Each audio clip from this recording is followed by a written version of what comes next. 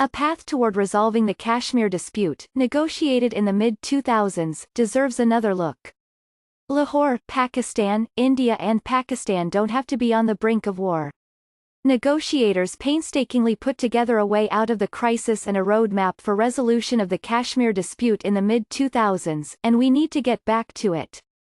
Kashmir has been disputed since 1947, with India holding around 2/3 and Pakistan 1/3 of its territory and both claiming all of it. The unresolved future of the largely Muslim region has led to 3 wars between the two countries, while frustration with Indian misrule in Indian-controlled Kashmir led to an insurgency supported by Pakistan in 1990. India and Pakistan have alternated between phases of intense hostility and moments of calm since 1947. At various points, their leaders have, although unsuccessfully, sought to find ways to resolve their disputes. The insurgency in Kashmir was ebbing by the mid-2000s and India's Prime Minister, Manmohan Singh, and Pakistan's President, Pervez Musharraf, initiated a secret dialogue through trusted aides. Indian and Pakistani envoys agreed to make the line of control, the heavily militarized border between the Indian and Pakistani-controlled portions of Kashmir, irrelevant by giving the Kashmiris the right to free movement and trade across the line.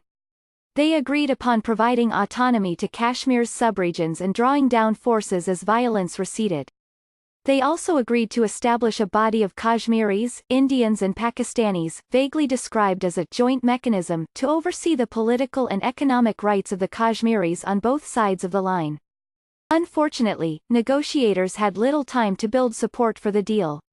In the spring of 2007, President Musharraf, stung by rulings that challenged his military government, fired the Chief Justice of Pakistan's Supreme Court, setting off nationwide protests by lawyers that led to his ouster in August 2008.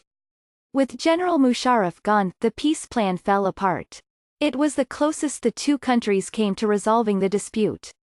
Around 3 months later, militants belonging to the Pakistan-based group Lashkar-e-Taiba mounted attacks in Mumbai that resulted in the deaths of at least 174 people and killed any remaining hopes of renewed peace talks. Relations between the two countries deteriorated further as Pakistan refused to hand over suspects in the attacks. In 2014, the Hindu nationalist Narendra Modi became Prime Minister of India. In his first address to the United Nations General Assembly, in September 2014, he announced that India was withdrawing from peace talks with Pakistan until it agreed to talks in an atmosphere of peace without a shadow of terrorism. Mr. Modi proceeded to adopt a scorched earth strategy in Kashmir and closed all doors for dialogue with Kashmiri politicians. His use of brute force signaled that no discussion on the unresolved future of Kashmir is allowed and it is considered a settled, integral part of India. A crackdown by Indian security forces led to hundreds of Kashmiris being killed, blinded and arrested. Not surprisingly, since Mr. Modi has come to power, an increasing number of young Kashmiris have joined the militants. Across the border, despite international opprobrium, Pakistan failed to keep its numerous pledges to curtail Islamic extremist groups, Kashmir-focused groups such as Jaish-e-Mohammed and Lashkar-e-Taiba, and also the Afghan Taliban, operating from the country. The United States stopped economic aid to Pakistan and made sales of military equipment to the country conditional on its cooperation with counter-terrorism efforts. The Intergovernmental Financial Action Task Force put Pakistan on its grey list of countries that have not fulfilled their obligations to curb terrorist activities. Islamabad has allowed organizations listed as terrorist groups by the United Nations to operate as charities. Pakistan has been suffering from a severe economic crisis and has been desperately trying to raise some $20 billion from friends, allies and the International Monetary Fund. And then, in February, came a suicide attack in Kashmir, claimed by Jaish-e-Mohammed, that killed dozens of Indian soldiers.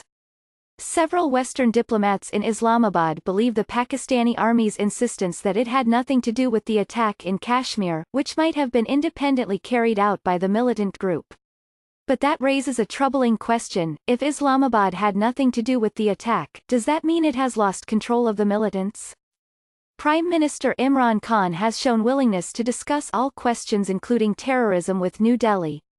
On Tuesday, Pakistan announced that it would seize and freeze the assets of militant groups and individuals designated as terrorists by the United Nations. Pakistan arrested 44 people, including Mufti Abdul Rauf, the brother of Masood Azhar, the chief of Jaish-e-Mohammed. There was no word of Mr. Azhar himself, who remains in Pakistan. Although India indicated that it wouldn't pursue military options for now, New Delhi has shared a list of suspects with Pakistan and wants it to take credible, verifiable action to undermine militant groups' capacity for cross-border terrorism. Islamabad has also placed Jamaat-ud-Dawa and the Falah-e-Insaniyat Foundation, two offshoots of Lashkar-e-Taiba operating as charities, on its list of proscribed organizations.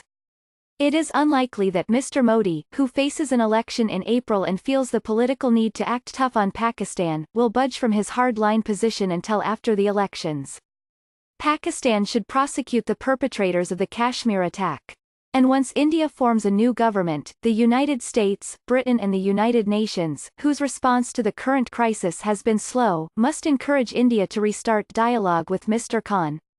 Simultaneously, Islamabad must start dismantling the terrorist groups operating from its soil. Mr. Modi must stop his relentless use of lethal force in Kashmir and end his stubborn refusal to hold talks. A return to back-channel diplomacy is necessary, and the Musharraf-Manmohan peace process needs to be dusted off and looked at again. It offers a way forward, an alternative to a war that would put both India and Pakistan in jeopardy.